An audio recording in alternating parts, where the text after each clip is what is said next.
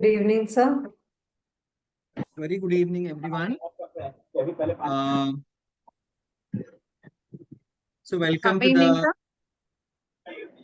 happy evening, everyone. So Three hope to one everyone is doing good. So let us start with today's session. I want someone who has been attending the session regularly to just recapitulate what we have learned yesterday. This time, may I ask Chitra ma'am to just recapitulate what we have discussed yesterday? Yes, sure, sir.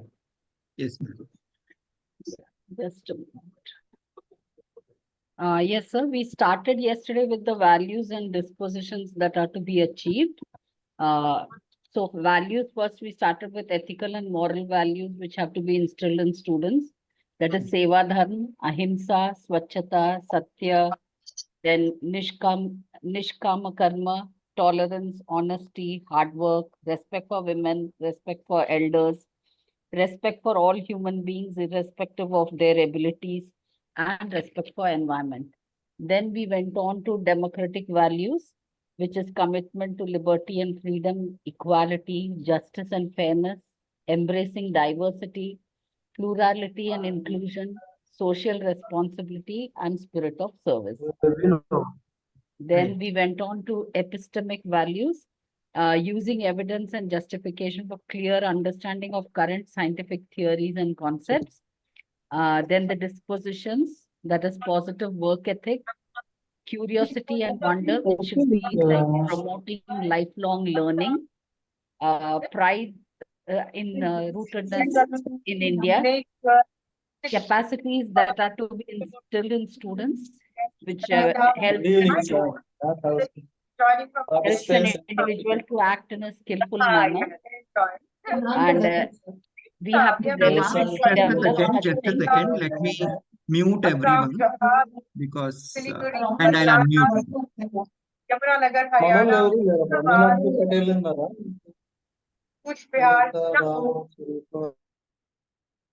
Yeah, I'll unmute you, ma'am. Please continue, ma'am. Yes, sir. Then we talked about the capacities that are to be instilled in students and how we should actually do it sort of deliberately so that they learn, because they learn from the teachers and from parents. So first is the capacity is inquiry through observation, collection of evidences, analysis and synthesis. Then communication, that is ability to listen, speak, read and write in multiple languages. Problem solving and logical reasoning, that is ability to formulate problems and develop many solutions and use the best solution wherever required. Then aesthetic and cultural capacity, that is creativity and expression through art, and to understand that this helps in the health and well-being of a person also. Capacities of health, sustenance, self-management and work to enable students to lead a life that is healthy. Then capacity for social engagement, that is cooperation, teamwork, and leadership. You spoke about COCO also here. Then we came to 1.3.3, that is knowledge. That knowledge should be self-acquired. Knowledge can be gained from others, can be from society and from nature. And it should, whatever knowledge we are gaining, it should be made available to all. We need all this knowledge to develop resilience, values, dispositions, and capacities, which will help us to lead a better life in future. And the school should also promote subject integration because that helps in many ways. Then we talked about towards a curriculum, nothing but overall, that is about the teaching learning process. So all schools need to make arrangements to develop in students desirable values, dispositions, capacities, and knowledge. Then we talked about what is school culture. That is, the students have to be trained to socialize and acquire the ethos and culture of the school, because every school has its own culture. The school needs to promote specific values deliberately along with school subjects to influence the students, because they are there for almost 10 years with us. So if we are able to develop this, then they will come out or they will leave the school with the desired values and dispositions. Then we talked about school process.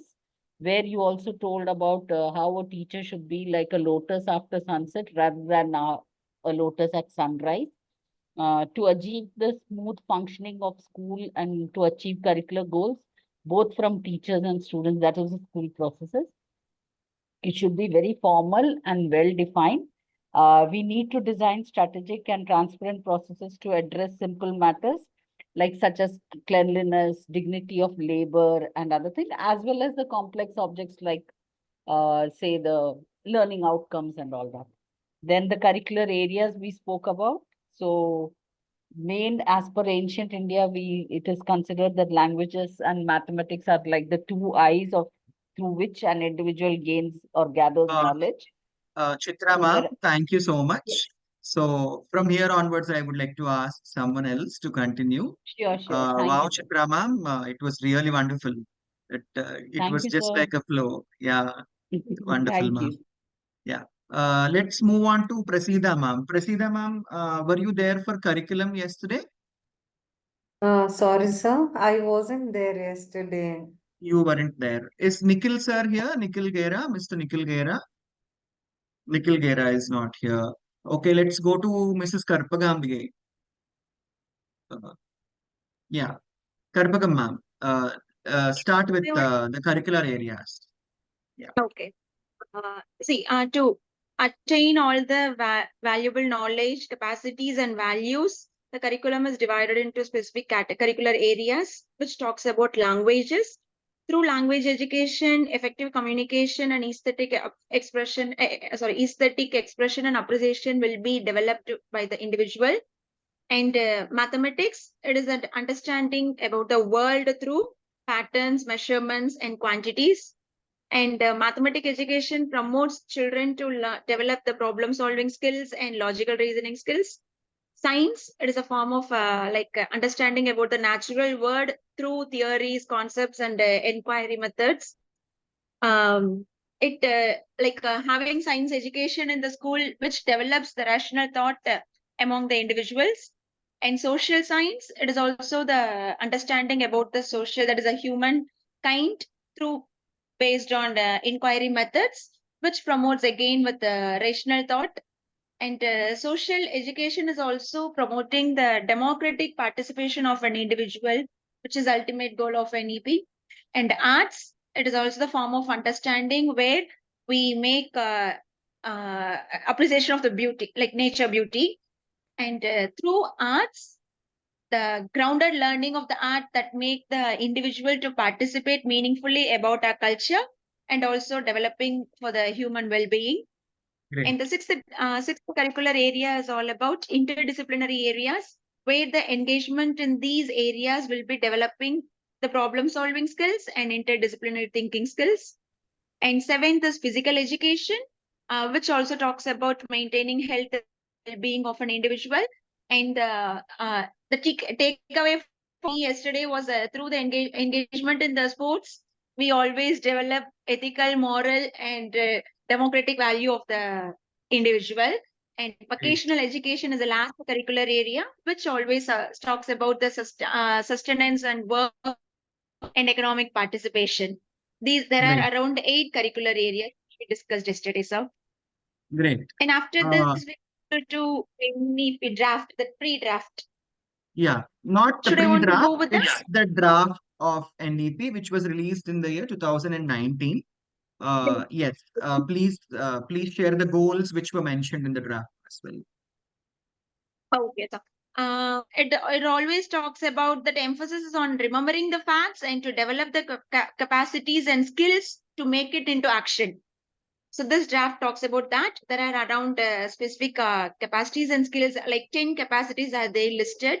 It's all about developing a scientific temper, develop creativity and innovation through arts, develop excellent verbal and written communication capacities, develop appropriate practices and habits to maintain a healthy body and mind, develop effective problem solving and logical reasoning capacities, developing useful vocational skills and sensibilities, to develop digital literacy and computational thinking, develop capacities for moral reasoning and ethical action, develop an in-depth understanding of Indian knowledge system, developing capacities and dispositions to be engaged with current affairs.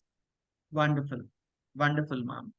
Yeah. So, with this, we are done with the first chapter of NCF for School Education 2023. And today we are going to step into one of the significant chapters, which actually has made the vision of NEP 2020 a successful one. And that is school stages, logic and design. So as NEP said, now we are going with 5 plus 3 plus 3 plus 4, isn't it? That is the school stage. That is how the school stage is organized presently.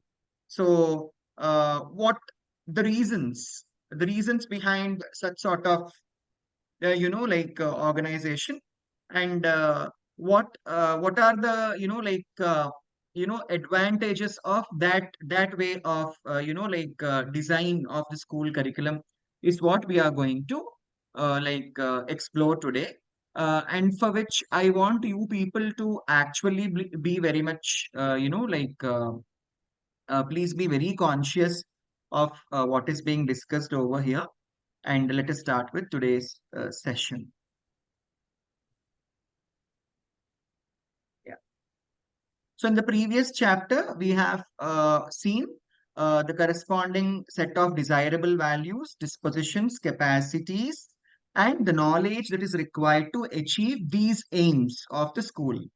So the chapter also touched upon the curricular arrangements required to achieve these aims, including the different curricular areas that are part of this NCF. And we have also discussed that there are chapters in future which are going to come, wherein we'll be discussing exclusively about each curricular area.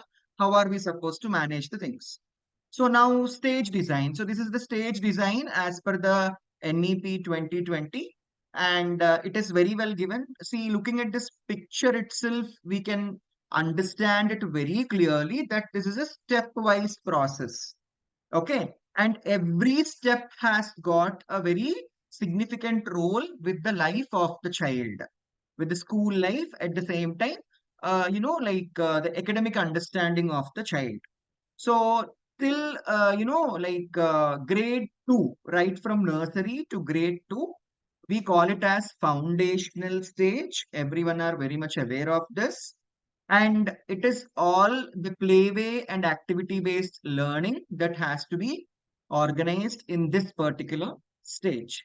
And after that, from grade 3 to 5, that is children who are between the age from 8 to 11, okay, they fall under the category which we are calling it as preparatory stage.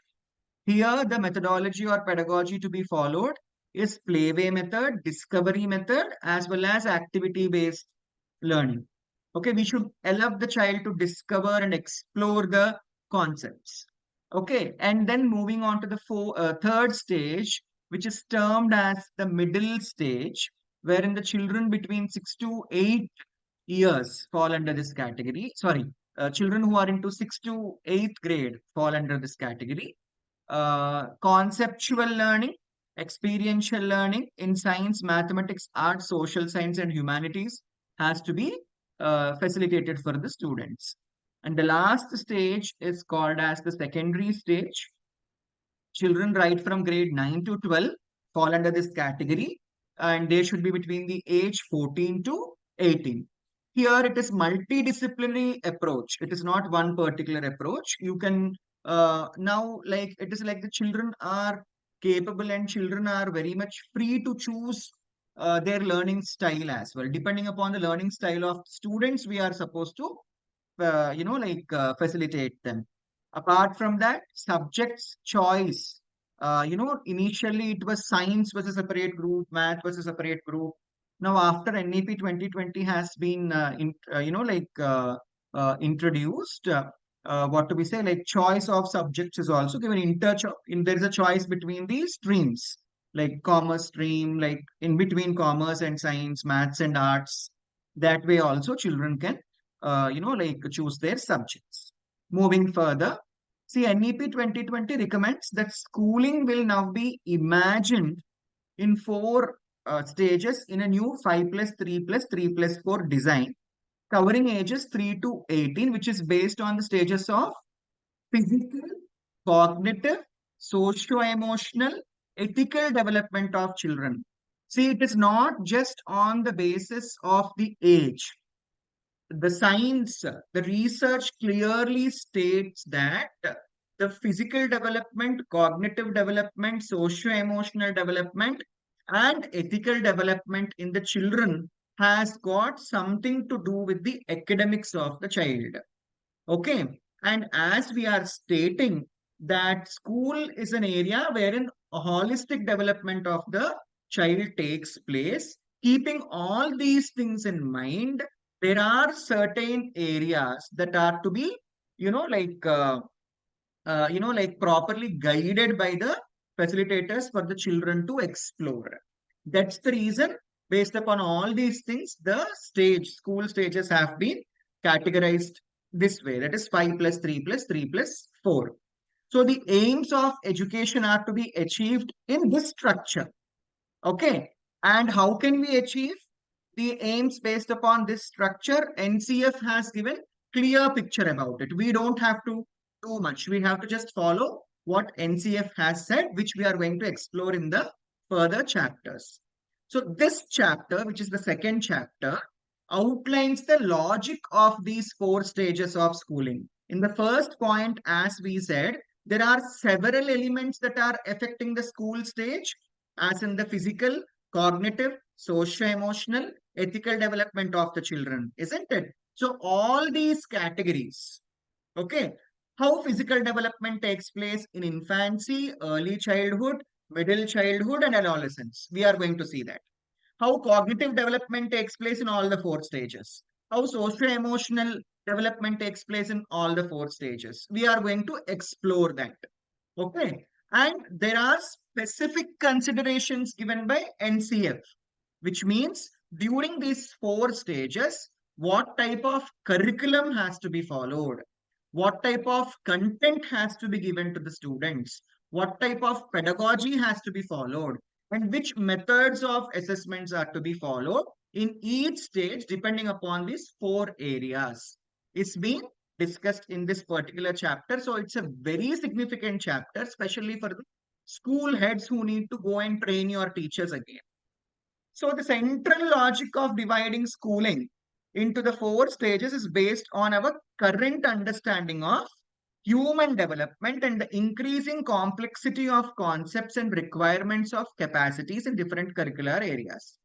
Now, in the earlier discussions, when we were discussing the first chapter and introduction to NCF, there was a very good discussion that was happening in between us, and we have come to a conclusion that the parents are not very much happy once the child is moving into 3rd grade, because they feel that the performance of the child in 2nd grade has come down when the child is into 3rd grade. That the reason is the complexity of the concepts.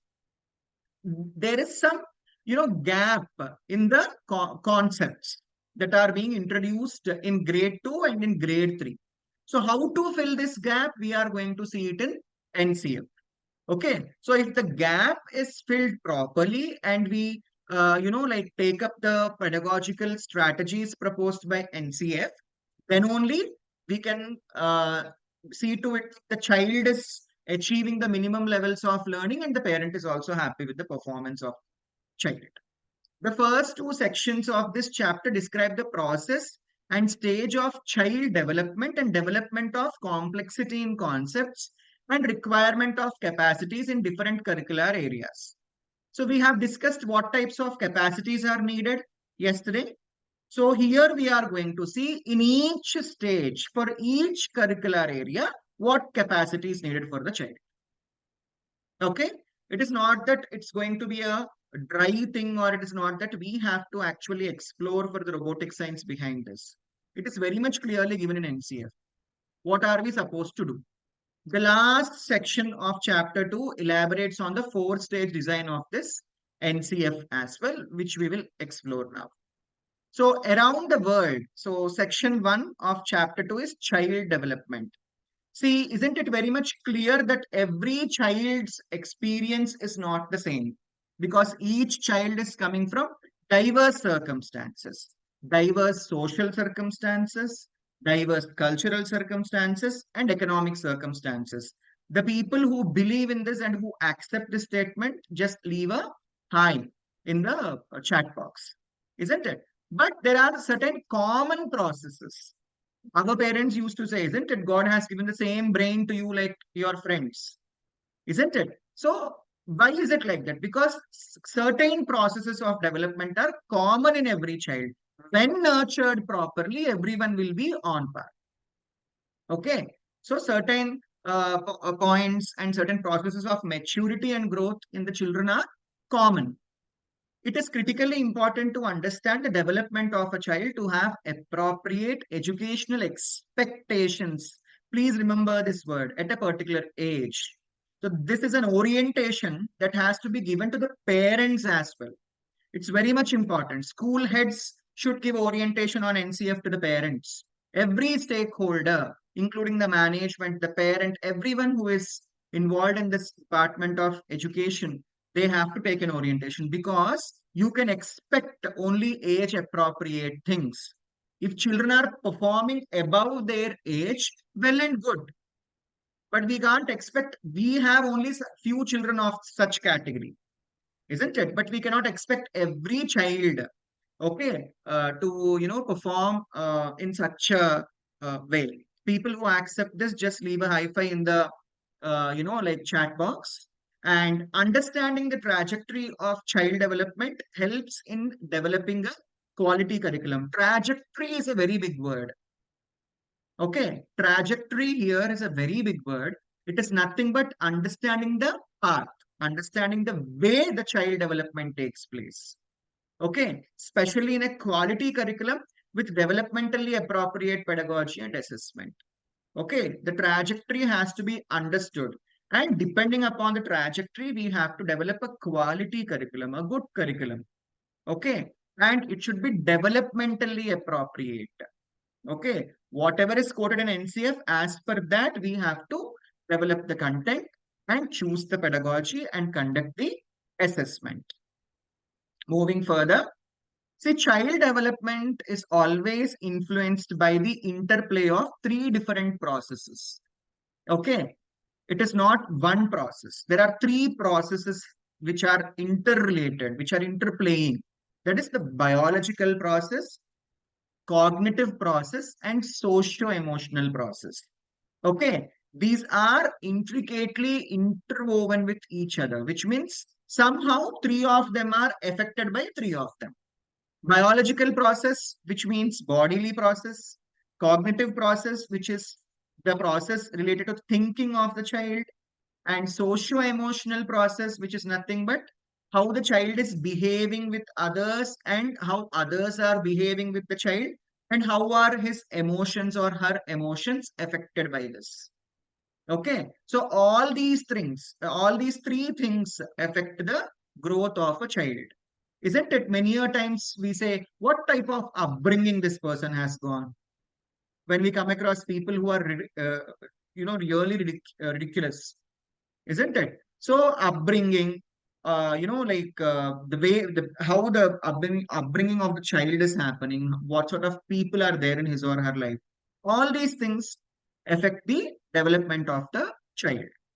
And each of these processes play a role in the physical, cognitive, linguistic, which means language, socio-emotional, and moral development of the child. Okay, so all these five developments are affected by these three processes: biological process, cognitive process, and socio-emotional process. Okay, so you can take a small, this is already there in the document. You can still take a screenshot of this picture. Now, child's development is usually described in terms of periods corresponding to approximate age ranges. So basically, there are 4 periods in the child's life. The first one being infancy, second one is early childhood, and then middle childhood, middle to late childhood, and finally adolescence. Now, let us generally observe the characteristics of these 4 stages. In infancy, See, infancy is right from the time of birth to 3 years. That period is called as infancy. Okay, during this period, every child is dependent upon the parents or adults, whoever is around him. Okay, children actually learn everything. That's the reason these days people are trying to give more inputs to children of this age group, isn't it? We try to teach them even ABCD before 3 years. Am I right?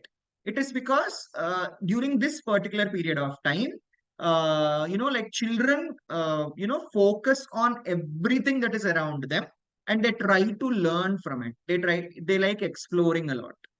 Okay, moving on to early childhood.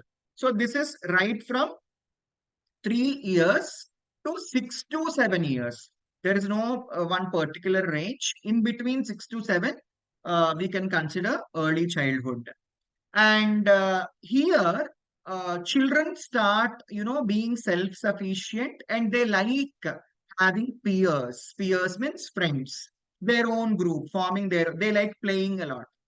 There are children who are of 3 to, because that's the time wherein we put the children into school and now they are knowing people other than family members. So they show interest, okay, towards, playing with their friends, all such sort of things.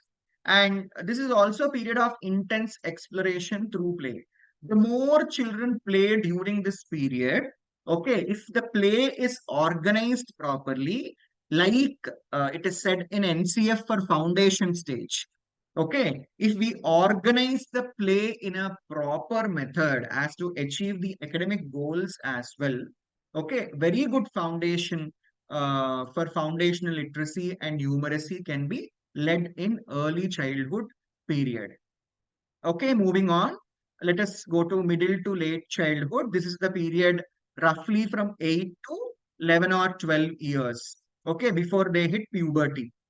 Okay, so after 12 years, children are expected to attain puberty. So during this period, children basically, try to master all sorts of basic capacities, understanding for survival and growth. You can see like children here, they try to, answer back. They want to prove themselves at times. The children right from grade 3 to grade 6, if we observe, they have lots of curiosity and they want to prove themselves. They want to perform well in classroom as well, isn't it? So this is that particular period of time. So they grow physically, emotionally, and cognitively through exposure to the wider world around them and their culture. Okay. So how are we supposed to expose the child? We have to expose them in a very wide manner. Everything that is possible, we are supposed to teach them, which is appropriate, age appropriate. So that will have an effect on the physical development, emotional development, and cognitive development of the child. And then moving on to adolescence, it's right from, this period is a transition period from early childhood to early adulthood. So it's a very, sensitive, time. And most of the educators, most of the parents, and most of the scientists, they say that children are to be tackled in a very strategic and subtle way during this period. Okay, because this is a transition period. A great transition is going to happen. Okay, and children enter the adolescence period exactly or around 12 years of age. Adolescents begin with rapid physical changes. During this time, lots of changes happen in the body of the children, like height. We see all of a sudden children are growing taller. Weight, all of a sudden they are putting lots of weight. At times there is lots of change in the body. Okay, like the shape of the body exactly, like boys start developing, really tough body. Okay, and secondary sexual characters also start developing in the students here, especially boys, like mustache and beard, all such sort of things. Here, this sort of development takes place. At this stage, the development of identity and the quest for independence is the central theme in the children. These children, they want to be independent. They don't want to be answerable to anyone. And they want to enjoy every sort of all sorts of freedom in whatever they do. Okay, any sort of questioning and all, they get easily irritated. So in such, you people might have definitely attended several sessions with regard to adolescence. It's a really wonderful period. Properly guided children will turn out to be good citizens also. Okay, only thing is that we should have utmost levels of patience dealing with children who are into adolescence. Okay, so 2.1.1 is about development across domains. So here he is talking about 5 domains.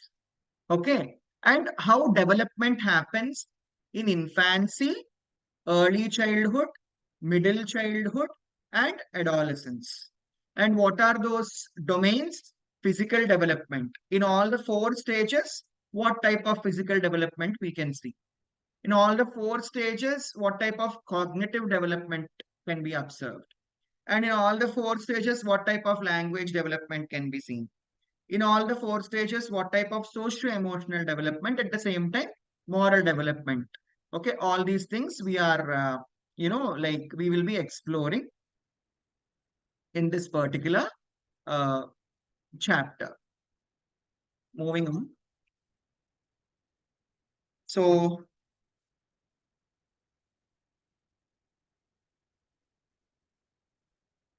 let us start with physical development.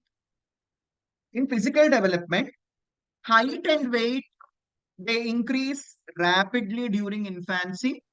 That's the reason mothers take, lots of care during this period. They try to give all sorts of, good food, nutritious food to the children, so that the development of the children is very good during infancy.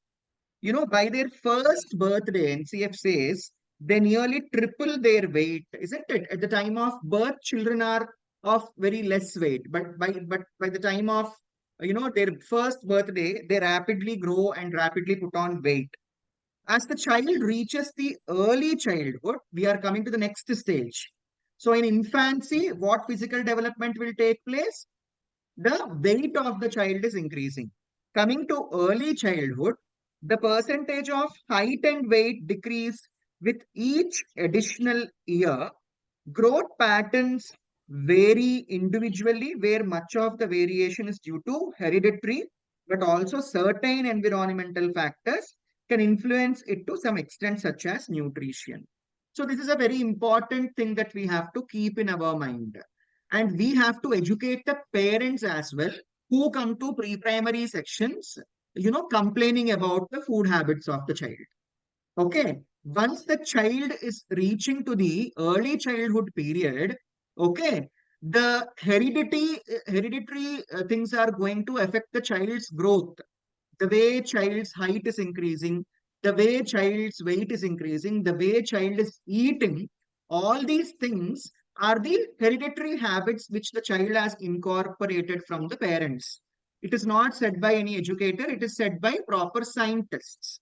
So teachers, if teachers from pre-primary, years are here, please make a note of it and clearly put this point to your parents who complain, okay, saying that my child is not eating at the school, that's the reason he is not putting on weight.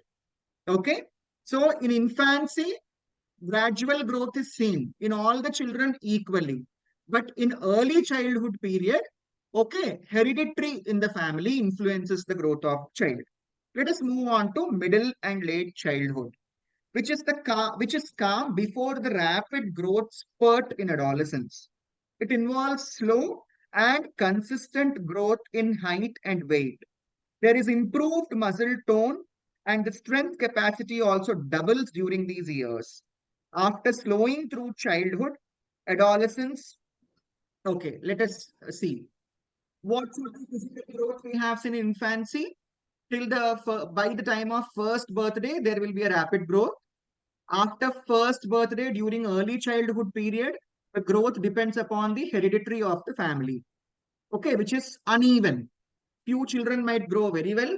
Few children might be still waiting for the growth to happen in their body. Okay. And moving on to middle and late childhood. Okay. Here the process is slow for everyone. Okay. because these children have to grow very well in adolescence, which means the body of the children is basically getting ready for adolescence. Okay, in adolescence, we see a rapid growth, development of secondary sexual characters. Okay, immediate growth in height and immediate putting on of weight. All these things happen in adolescence. So before this rapid process takes place in the body, during the middle and late childhood, children grow very slowly. Coming to adolescence, experiences a growth surge during puberty. Puberty occurs approximately 2 years earlier for girls than boys. This is a point that has to be noted. The features and proportions of the body changes as the individual become capable of reproduction. Among the most important factors that influence the onset and sequence of puberty are heredity, hormones, weight, and body fat. Okay. Though the growth is happening at a rapid speed in adolescence, one thing that we have to remember is all the development of secondary sexual characters or the physical development of the child are influenced by heredity, hormones, weight, and body fat. So these are the four things which influence the adolescence and physical development that takes place during the adolescence period. So teachers have to keep, keep these things in mind. And unfortunately, this is the time wherein children start exploring them and their body a lot. At that time, they become very introvert sort of people, like they have their, there are many questions which they are unable to ask adults, teachers, or parents. So we have to understand every move of the child has to be understood. And accordingly, the children have to be held. Okay, so this was about the height and weight and how this happens, physical development happens in the children from infancy to adolescence. The next important factor which we are going to see is sensory and motor development. Please make a note of this. Sensory and motor development, how it's going to happen. Basically, infants and children develop rolling, sitting, standing, and other motor skills in a particular sequence and within specific time frames. You people might be aware, each everything that the child does during infancy is celebrated. Okay, if the child rolls, okay, that is celebrated. Okay, if the child sits, if the child walks, isn't it? Everyone actually wait for the child to walk. Everyone actually wait for the child to speak. And what the child spoke for the first time, that also matters in families, isn't it? So for all these things, there is a sequence.